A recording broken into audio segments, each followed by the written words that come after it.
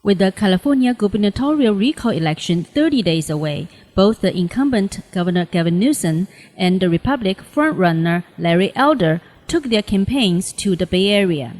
To Larry Elder, among all the problems that California is facing, what is the most fundamental one, and how would he address it if elected as governor?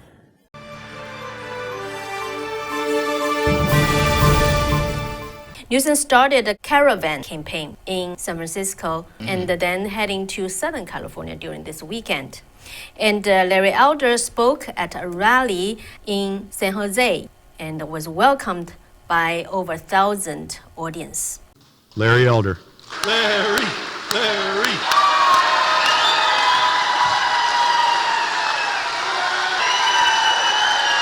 And he also held a virtual press conference with a Bay Area media outlet this morning, which I attended. Okay. I will share the question I asked Larry Elder. During these two events, Larry Elder mostly talked about the reasons that he entered the race and some of the most pressing problems California is facing in his point of view and how he would resolve them.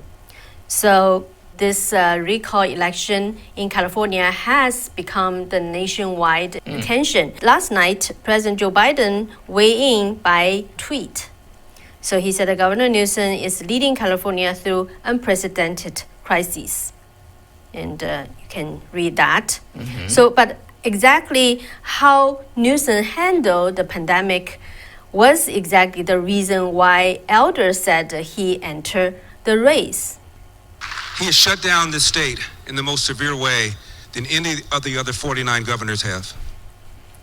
So Elder then listed the consequences of Newsom's policy on the pandemic and the problems he believed why Newsom should be recalled.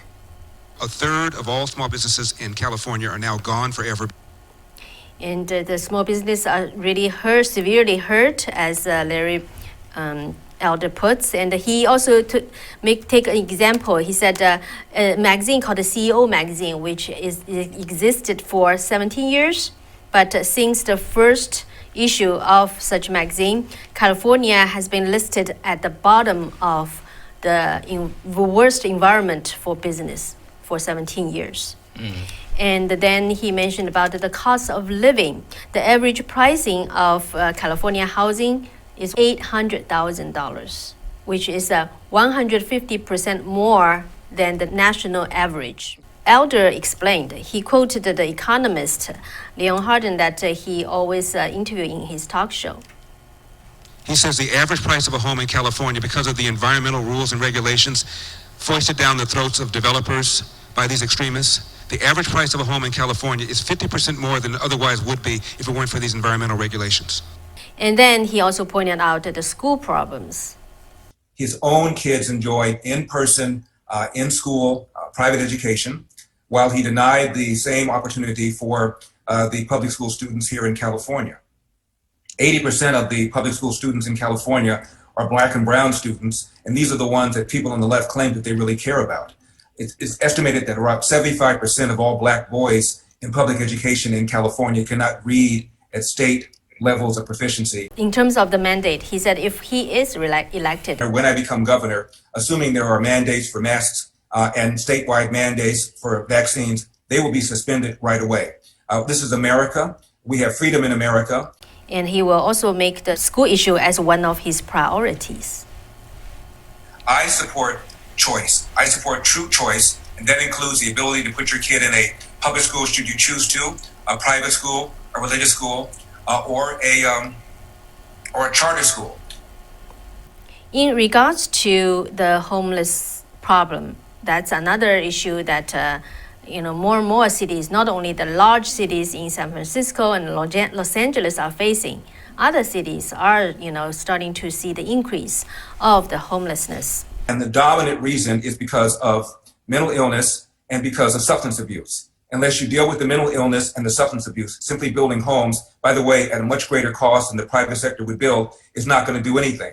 One of the many things I intend to do when I become governor is to declare a crisis on homelessness and unleash the private sector to build low-cost housing. Many projects are being stopped because of lawsuits, and many developers are not even trying to build property because of the fear of the lawsuits. I'm going to change the attitude when I get there. And what are the other solutions to the homelessness issue? Get churches involved in getting people motivated, giving them spiritual revitalization. And Larry Elder also pointed out another important problem is that the rising crime and the public safety. So what are other reasons for the alarming rising crime? 20,000 convicted felons have been released during COVID. 20,000, many of them violent offenders. What could possibly go wrong? All over the country we are engaging in what's called passive policing. No more proactive policing. It's called the Ferguson effect, or the George Floyd effect now, they call it that. Are you kidding me? Defund the police? The other reason for the rise in crime is because of Proposition 47 that I think Californians voted for with the best of intentions. A lot of people who steal are stealing to support their drug habit, their meth habit, their heroin habit. And the idea was that if you steal less than $950, it makes more sense for you to go into rehab than to go to jail. As a result, people are stealing $950 worth of stuff. They can do it every single day at every single store. Worst that could happen to you is you get a ticket, you're a misdemeanor. Can't do anything to them. Outrageous. And we have two soft on crime DAs, one in San Francisco and one in Los Angeles, both of whom are facing recall elections. Among all the problems California is facing, and that's the question that I asked Larry Elder in today's press conference. In his point of view, what is the most fundamental one, and how would he address it if he is elected as governor? Well, I think the most fundamental problem is the most fundamental job of government, which is to protect people and property. And I would say the rise in crime. What I would do, of course, is to use my bully pulpit to defend the police against allegations that they're engaging in systemic racism. So they go back to proactive policing. The proactive policing stops crime in many ways. Once you become passive, bad guys know it, and crime goes up. And I would certainly support the recall elections of the two assistant DAs that I just now mentioned in San Francisco and in Los Angeles. I would not be releasing prisoners early, the way Gavin Newsom has done. And according to the Associated Press, there's something like 75,000 additional prisoners who are eligible for early release over the coming months and coming years. I would reverse that policy as well. I also think that we need to build enough prisons to store people who committed bad things. One of the reasons that the prisons have been thinned out is because of so-called prison overcrowding. I think people who commit crimes should be put behind bars for the length of their sentences, and I'm going to be tough on crime. So those are some of the things I'm going to do. I then also asked him his opinion on the Proposition 47. I spoke with the Sheriff Alex Villanueva, and he said Proposition 47 took away our stick. The stick was if people who are doing drugs, stealing to do drugs, don't have the fear of going to jail, there's nothing we can do to them. So I would urge the repeal of Proposition 47. You're quite right. The voters did pass it. I think they were misled. Elder summarized the problems, the most important problems he saw in California, including the ongoing wildfires. So crime, homelessness, the rising cost of living, the way the Gavin Newsom has failed to thin the trees, and he promised to do so. And he claimed that he had thinned a certain number of acreage of fallen dead trees and dry vegetation. And it turns out he misled Californians by a factor of 7. I interviewed quite a few of the audience who were at the event yesterday.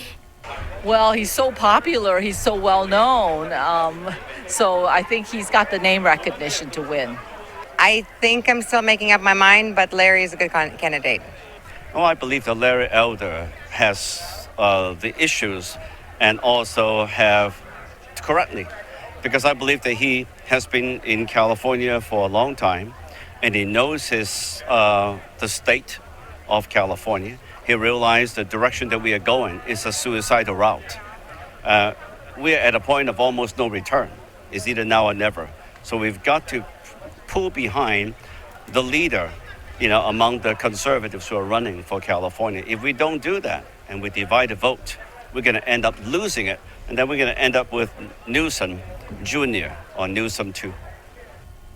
And I also talked to the event organizer, the chairman, the president of Values Advocacy Council, Neil Mammon, about this event and how he views this upcoming election. No, we had about 1,100, 1,200 people. I don't know. I'm not sure because we have to see what the final count was. But I think it's good, and it shows that and we have a lot more people watching online. So I think there's a great excitement here about the next election, and I think people are tired, and we're tired of COVID. How do you feel about the election's directions going? Oh, I think it's going well. I mean, Newsom is running scared. He's worried about it. The only thing we have to worry about is that they're going to be cheating, and for that we have to work with the Election Integrity Council.